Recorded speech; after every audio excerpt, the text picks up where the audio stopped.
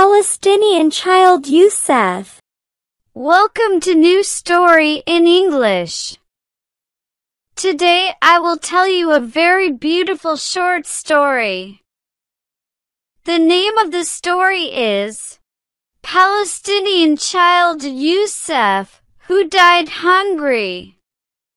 Story of Youssef, the sweet, beautiful child with curly hair.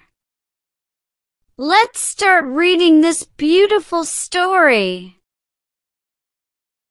Mommy, I'm hungry. I want to eat. Don't worry, my love. I'll make you tomato sauce pasta.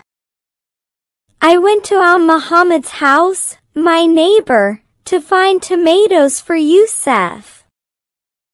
I told him to close the door until I return. His father works in the hospital, so no one else can help. I knocked many times, but no one answered. I went to Al-Makdad house across the street, hoping for tomatoes. But their house had no food. War days are hardest of all. How are you, Muhammad, and your children? I hope the bombs didn't reach you. Thank God we're okay. May God protect us. I asked Makdad about tomatoes. In war, people have no time for long talks. Each second could be their last. I took the tomatoes and said, "Goodbye." Pray for us, Makdad. Things are very hard, as you see. We don't want to go to UNRWA. Conditions there are said to be very hard too. May God protect you all.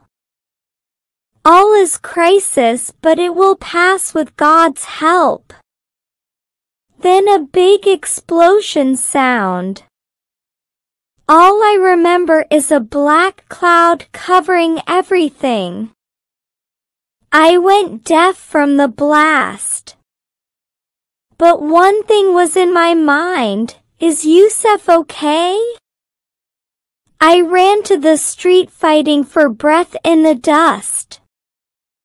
Many injured, all screaming as medics took victims. Like doomsday horrors. Has anyone seen Youssef? A small boy was here? I'm sorry, I don't know. The injured went to the hospital, check there. I remembered Youssef's father, a doctor there since the start of war. I took an ambulance. All I remember is closing the door Youssef was behind. As a mother, I feared earthly dangers. How can a mother fear dangers from the sky? Even fear in war is different. In the hospital's second floor, I found his father, exhausted from war work without end. He had given his life to help people. Youssef, Youssef was all I said. He understood why I was here. People don't come to hospitals for fun. My search began, repeating Youssef, 7 years old, curly hair and fair. To doctors, journalists, anyone injured, it didn't matter. All I wanted was to know where Youssef was. After many rooms and floors, I was tired. My feet wanted to stop, but my fear was heavier. I fell on the nearest chair. While his father searched, Youssef's life passed before my eyes. I was blessed with him after long married years. He was a gift in my life, but so beautiful like the moon, making up all deprivation. That's why I named him Yusuf. I raised and breathed him. Each day with Yusuf was new happiness, seeing him grow before me. Yusuf played and spoke. It was time for his first school year. Leaving him 8 hours a day was hard.